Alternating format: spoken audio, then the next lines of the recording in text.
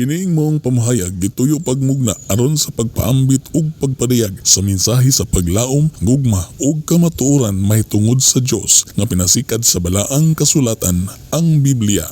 Ang mga pulong ug mga unahuna nga gipaambit sa magsisibya tuyo ug tinguha lamang nini ang pagsulti sa kamatuoran. Way relihiyon nga gituyo pagligis sa mga pamahayag. Anaara sa maminaw ang desisyon sa pagsabot ug pagdawat sa kamatuoran.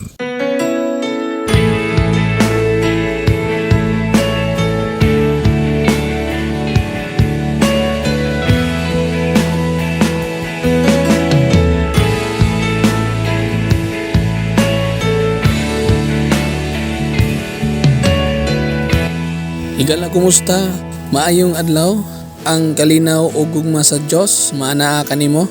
Maayong pagpaminaw diha kanimo karon. Naglingkod ka ba? Nagtindog o nakay gitrabaho? Nahala, giimbitarte ka igsoon og gigala nga makapatalinghog sa bisan sa mubo lang nga panahon nining mga orasa. Ablihi lang ang imong kasing-kasing o gunahuna sa mga mensahe. Kini ang inyong higala, Pastor John Tudlas.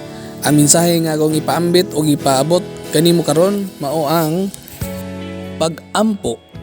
Unsaon pag-ampo? Una, mag-ampo kita alang sa kabubuton sa Dios.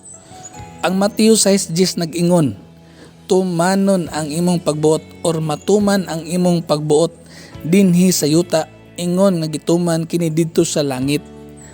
Ang unang Juan 5:14 nag-ingon usab, og makasalig kita sa Dios nga bisag unsay atong pangayoon kaniya sumala sa iyang kabubuton. Take note, sumala sa iyang kabubuton. Patalinghugan ngayod kita niya.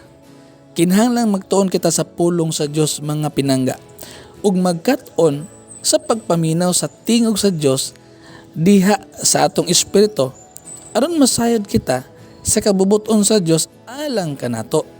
Sa ingon niini mga pinangga, masayod kita kung unsay atong iampo ngadto sa Dios.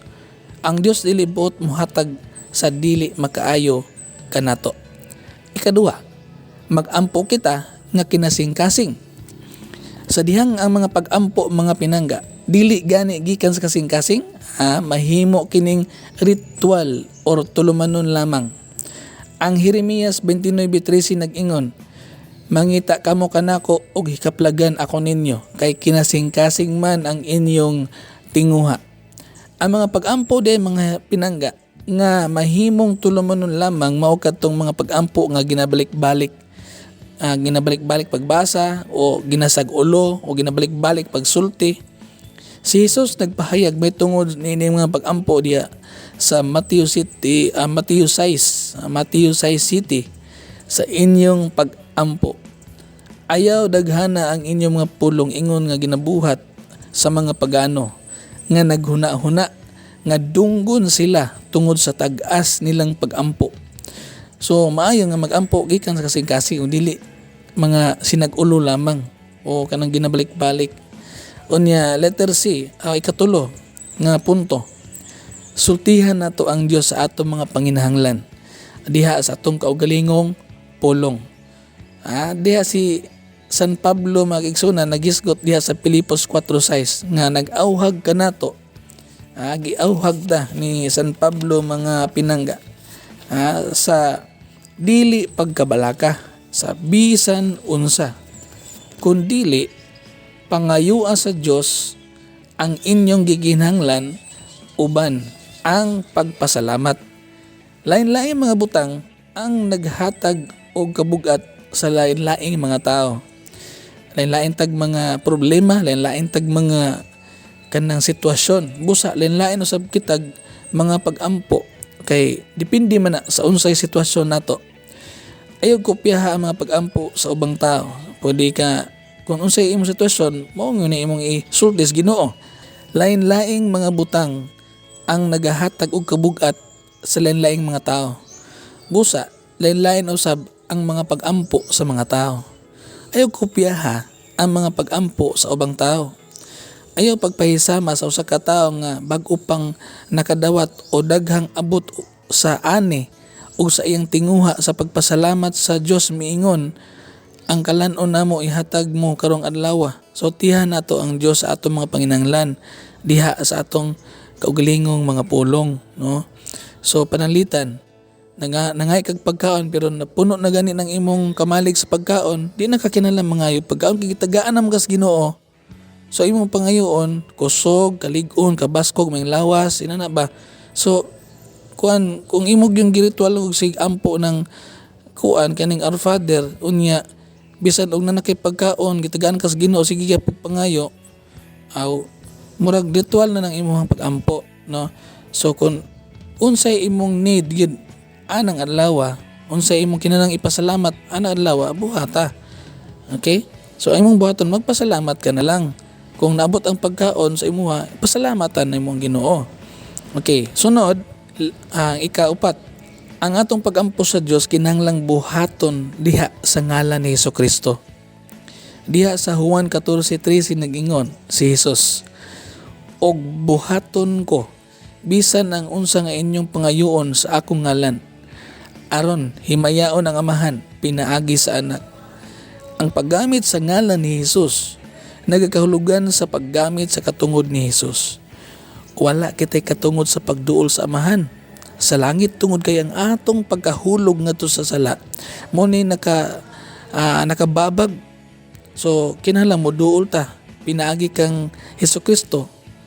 Muadto ta mo duol ta sa Dios pinaagi kang Hesukristo kay doon na siya katungod ug gagahom nga mo patiliwala ka nato ikan sa Dios nga balaan ug natong mga tao nga nakasala.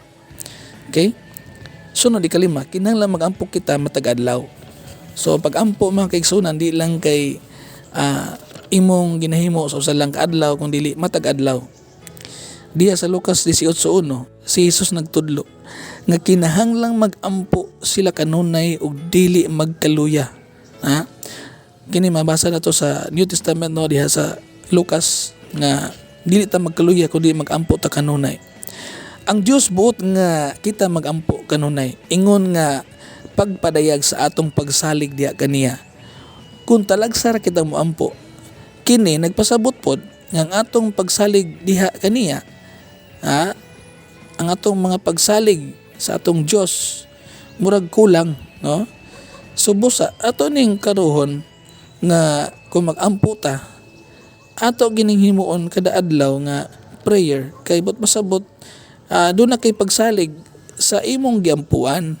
Doon na kay pagsalig sa Dios nga imuhang gisangpit nga bisan kada adlaw pa ka magkigtabi niya maminaw siya nimo ug nagtuo ka nga ang Ginoo muhatag sa imong panginahanglan, no? Sunod unom kinahanglan mag-ampo kita nga dili lamang tungod sa atong panginahanglan. So dili di ay kay igor tag sig pangayo kung mag-ampo ta. Daghang paagi mga kaigsunan nga makaampo ta. Okay? Gawa sa pagpadag sa atong mga panginahanglan o mga pangayoon sa panahon sa atong mga pag-ampo, kinahanglan magabuhat po kitag mga pagpasalamat sa Dios tungod sa iyang mga gibuhat. Unya ato po siyang daygon tungod sa iyang pagka Dios, iyang mga kinaiya, pagkanindot, pagkamaayo. Unya pagsimba kaniya tungod sa iyang pagkamao, pagkasiya, unsa siya nga Dios. Unya mga muyo ta alang sa mga panginahanglan pod sa ubang tao, ubang mga magtotoo. Mga muyo ta alang sa kaluwasan ni atong mga anas kangitngit. So Episo 6:18 mga pinangga nag-awag kanato sa pagampo. Sa tanang panahon magampo og mga muyo. Una, pwede tang magpasalamat sa iyang mga buhat. Example, pagpasaylo, itagantag kapasayloan sa itong mga sala. Pagpanalipod nato, pagtagbo sa itong mga panginahanglan, pag-andam og dapit sa langit, paghatag ka natong kalinaw, kalipay, ug uban pa, no? Ikaduha, pagdaig sa iyang kinaiya. So atong daygon maayo kay siya, manaluyon, pagka may gugmaon, pagka matinud-anon, pagka mapailubon, pagka matarong, ug uban pa. O ikatulo, pagsimba sa iyang pagkamao o pagka Dios niya. Unsa man siya, walay katapusang Dios, magbubuhat, hari sa mga hari, Ginoo sa mga Ginoo, ang labing makagagahom, balaan nga Dios, maalamon nga Dios ug uban pa. Ikaapat, pangamuyo alang sa mga panginahanglan sa ubang kastuhanon.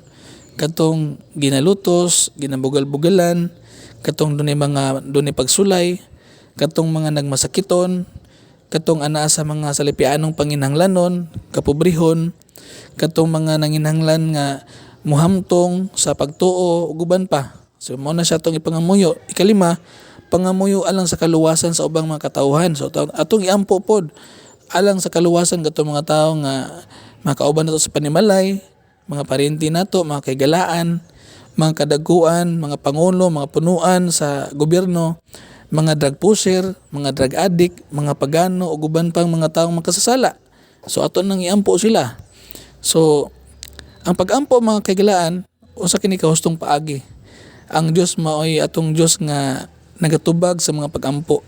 Siguro dili madawat nimo dito tanan ang imong gipangayo, pero mutubag gyud siguro ang Ginoo. Dunay tulo ka tubag ang Ginoo, mingon siya nga, anak paabot, anak sige akong ihatag kanimo, or mingon ang Ginoo dili. So mutubag ang Ginoo nimo, pero sa tulo ka paagi mingon siya nga dili, paabot, oo. So mo na ang ato ang naon nga ang Dios mutubag gyud, pero dili sa tanang panahon ihatag niya ang atong mga panginahanglan o atong mga gipangayo. Kay magdepende man na sa ihang kabubuton. Okay? So, higala igsoon, nanginaot ko nga ato na kinapupo nga pagtun-an karon may tungod sa pag-ampo. Og imo ning maaplikar sa imong kinabuhi sa imong pagpangalagad sa Ginoo. God bless nimo. Higala igsoon.